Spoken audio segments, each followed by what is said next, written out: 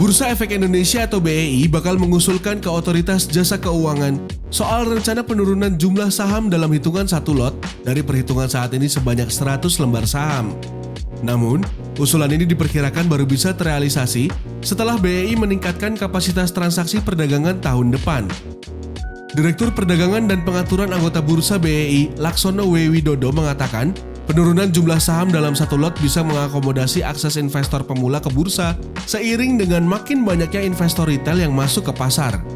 Ini sesuatu yang memang akan kami usulkan ke OJK, karena satu lot 100 lembar. Kalau kita buat satu lot 10 lembar atau satu lembar akan membuat pasar makin terjangkau, terutama bagi pemodal-pemodal yang kantongnya relatif masih kecil seperti pelajar dan pemula, kata Laksono dalam webinar Kamis 17 Maret 2022. Meski demikian, Laksono mengatakan langkah tersebut perlu diikuti dengan jaminan bahwa kapasitas perdagangan bursa dalam kondisi memadai.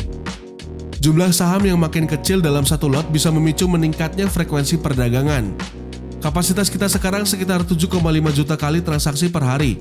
Sekarang rata-rata per hari 1,5 juta kali. Kami mau memastikan kapasitas ini cukup, kata dia.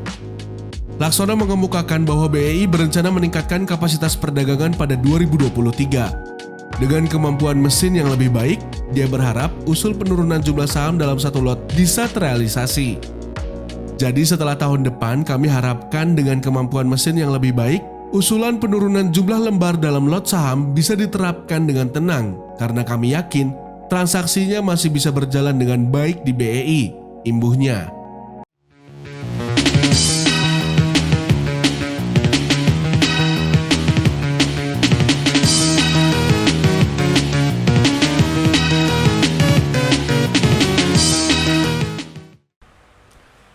Halo, Assalamualaikum warahmatullahi wabarakatuh. Selamat pagi, salam sejahtera bagi kita semua dimanapun sahabat SPM berada nih.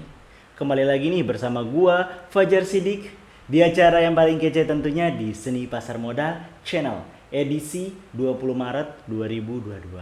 Pada edisi ini lu udah nonton sebelumnya sebenarnya video mengenai salah satu kebijakan dari Bursa Efek Indonesia ke depannya dalam rancangan dengan pengajuan ke OJK, yaitu akan mengurangi yang namanya jumlah lot, yang dimana sebelumnya lot itu adalah 100 lembar menjadi satu lot sama dengan 10 lembar atau bahkan satu lot itu adalah satu lembar itu sendiri. Oke, kita mulai dulu, kita breakdown satu-satu ya. Di sini tanggapan gua, opini gua terhadap langkah kebijakan atau usulan kebijakan yang diajukan oleh Bursa Efek Indonesia. Yang pertama yaitu adalah kita ngelihat the big picture-nya dulu. Kita ngelihat dari big picture-nya, yaitu adalah suatu perusahaan. Jika kita ingin menjadi pemilik perusahaan tersebut, kita harus memiliki kepemilikan saham ya terhadap perusahaan tersebut. Artinya di sini di Indonesia diakui bahwa satu lot itu sama dengan 100 lembar. Lot adalah satuan atau bisa bilang salah satu nominal batas minimal yang diperbolehkan untuk dilakukan transaksi jual beli secara umum, secara reguler di pasar, di mana itulah yang diperdagangkan. Oke, sederhananya analoginya kayak gini. Kita ibaratkan lot itu adalah lusin, di mana satu lusin itu adalah 12 baju. Dalam hal ini satu lot sama dengan 100 baju gitu. Jadi satu lusin terisi dari 100 baju.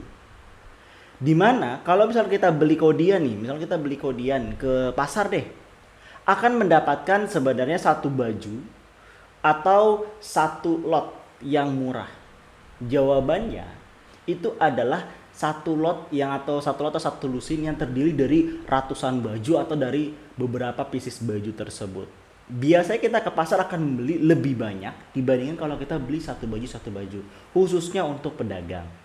Karena kenapa? Harganya jika kita pecah lagi, maka pedagang akan menjual per piecesnya lebih mahal dibandingkan kalau diperjualbelikan yaitu dalam satuan udah satu paket gitu. Sama juga kayak rumah-rumah makan kan. Satu paket ayam bakar, misalkan ayam bakar plus nasi plus capcay misalkan plus ini harganya 25.000.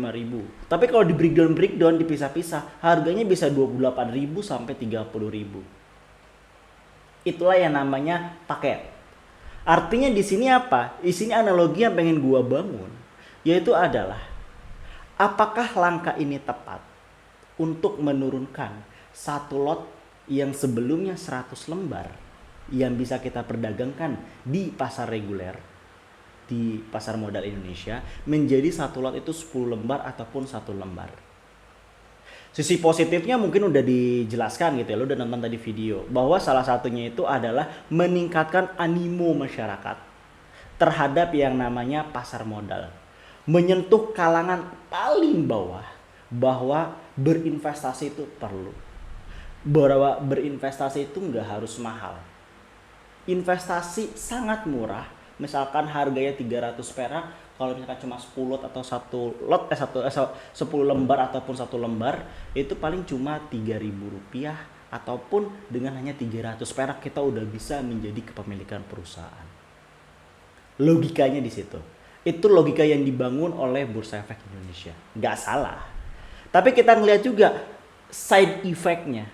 Yang tadi gue lakuin, apa yang terjadi sebenarnya di pasar modal saham itu relate banget dengan kehidupan sehari-hari. Dampaknya jika ini terrealisasi, ya, yaitu adalah yang namanya kenaikan harga-harga pada suatu emiten.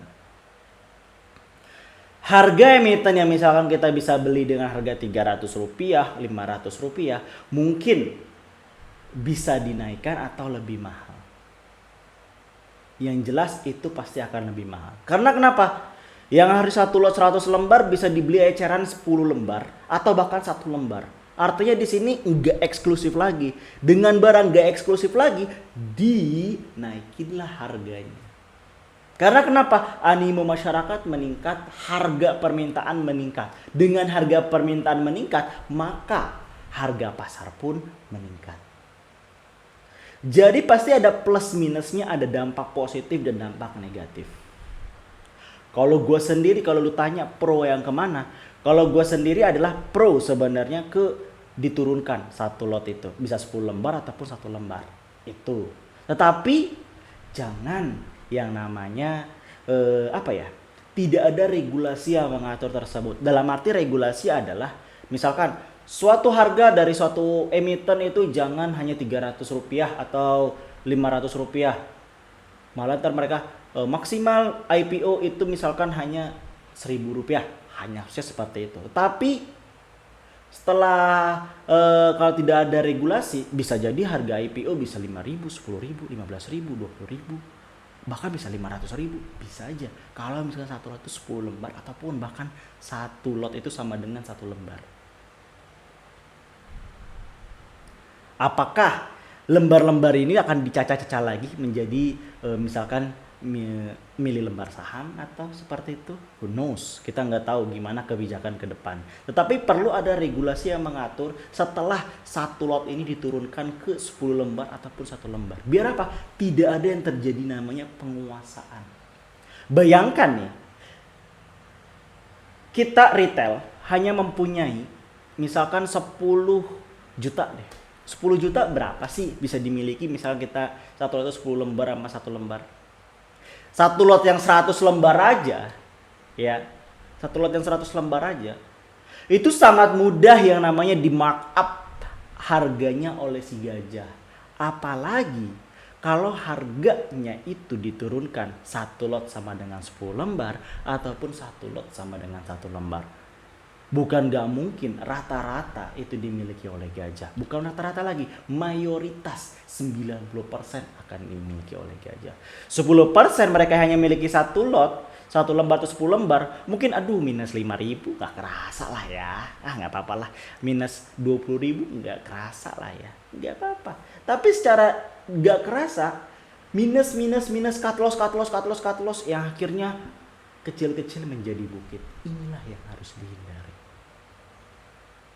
Kalau gue sendiri concernnya sebenarnya adalah edukasi. pemahaman edukasi terlebih dahulu gitu loh.